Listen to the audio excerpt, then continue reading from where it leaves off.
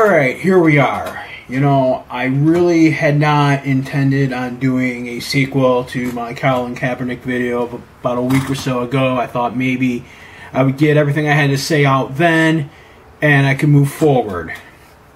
But, some of the rhetoric and some of the bullshit that's been posted online really has gotten under my nerves. I mean, Kaepernick was trying to protest to sort of bring to light what's been going on for many years between the police and the African American communities, and how when you look at the news, all you see is cops with hair-fired triggers and shooting unarmed black people or getting rough with them when they try to take them down. But at the same token, you see a guy like Dylan Roof who went and shot black parishioners, taken without a scratch on them.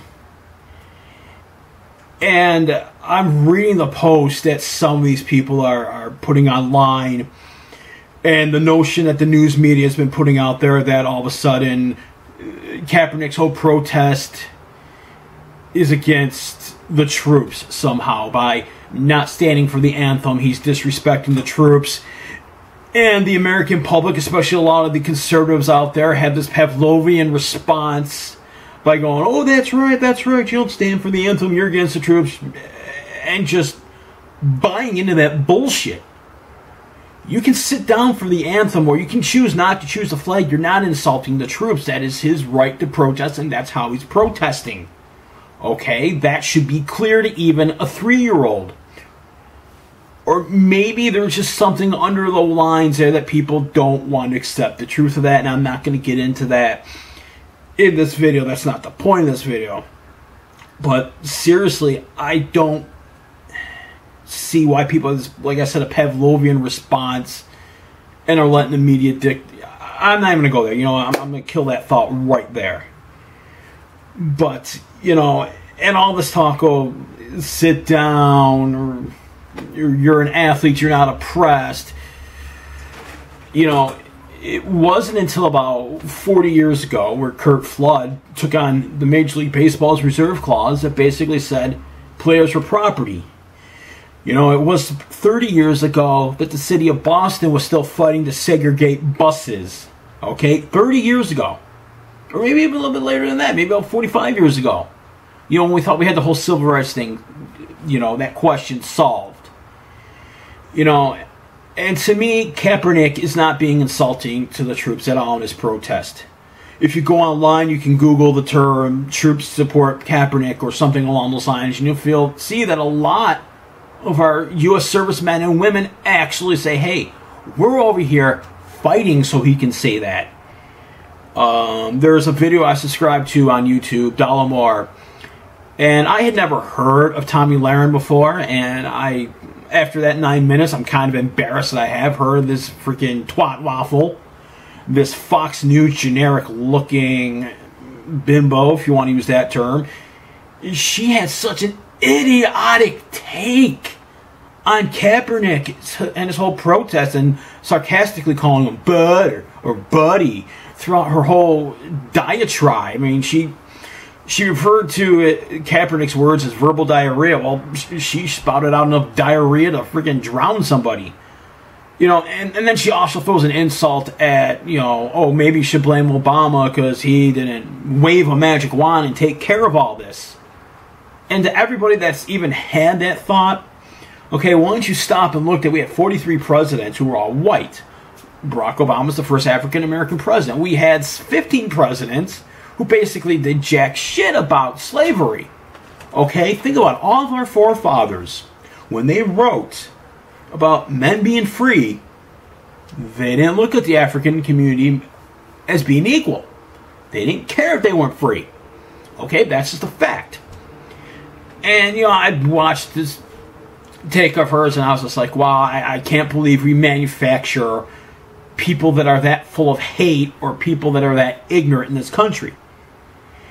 And I'm looking at all this outcry over Kaepernick, and I'm wondering to myself, okay, where was the boycott the NFL, which is one of the stupidest ideas I've ever seen put forth by anybody over this whole Kaepernick thing, but Where was the outcry when the NFL informed Tennessee Titans player Avery Williams that, oh yeah, you're going to be fined for your cleats?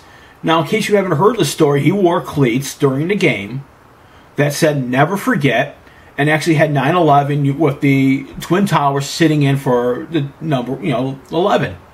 Okay, and he got fined for that until the NFL rescinded the fine. Where the fuck was the outcry over that? A guy getting fined for doing a 9/11 tribute. You're all bitching, pissing, and moaning over somebody using their First Amendment right, but when the NFL goes ahead and fines a guy for a 9/11 tribute because it's outside the NFL's uniform code, oh, everybody's quiet. Nobody says a word. Hypocrisy right there, in my opinion. Or where's the outcry over the fact that Josh Brown, who's a place kicker for the New York Giants, is going to be suiting up this week? 1-game suspension for beating the shit out of his wife. Ray Rice got run out of the NFL for slapping his girlfriend. Okay, it was on a video at TMZ, and yeah, it was a brutal thing. But his NFL career over. Ray Rice happens to be black. Josh Brown happens to be white. And he gets a little slap on the wrist and gets a 1-game suspension, which is idiotic in itself, quite frankly. And I know some people may take this one way, but I would not shed a tear if somebody who the Giants are playing against, I don't have the schedule in front of me, if somebody accidentally falls into Josh Brown's knee, I'm not going to lose any sleep. And getting back to Kaepernick really quick, because I don't want to get sidetracked. The whole response, I never wanted to believe that my fellow citizens could be programmed to feel a certain way, but the more I see my own friends post about this, the way I see just generally people post about his Kaepernick's protest being against the troops, it blows my mind. Okay? As I said at the beginning of this video, such a fucking Pavlovian response. Ring the bell, and you'll come running. Ring the bell, and you'll respond just the way you're being directed to. And, nobody knows where Kaepernick's protest is going to end. Nobody knows how long it's going to continue. Frankly, I hope he continues to do it. I hope more troops speak up, saying we support Kaepernick. We have no problem with him using his First Amendment right this way. Okay? Let's see you who support the troops who feel Kaepernick's disrespect him. Yeah, why don't you tell the troops they're wrong? Or better yet, why don't you do this? When you're sitting at home, the national anthem starts on TV, stand up. If you're sitting on your couch, shoveling food in your face, or if you're on your computer watching it via live stream and you don't stand up and you're going to bitch about Kaepernick not standing up live in the stadium as being played, you're a hypocrite. If you're somebody who goes to a sporting event and uses that time that the anthem is playing, the song that you hold so dear, if you're there, one of those people checking your phone or checking your apps or taking selfies or doing God knows what, you're a hypocrite if you're the ones bitching about Kaepernick. He's at least using not standing as a protest for something. You're just doing it because you're an asshole. I'm trying not to be overly emotional on this because I do hold my First Amendment rights very sacred. But god damn, people, to allow yourselves or to even have the thought that you have to drag the military and the servicemen in this? Really? Seriously?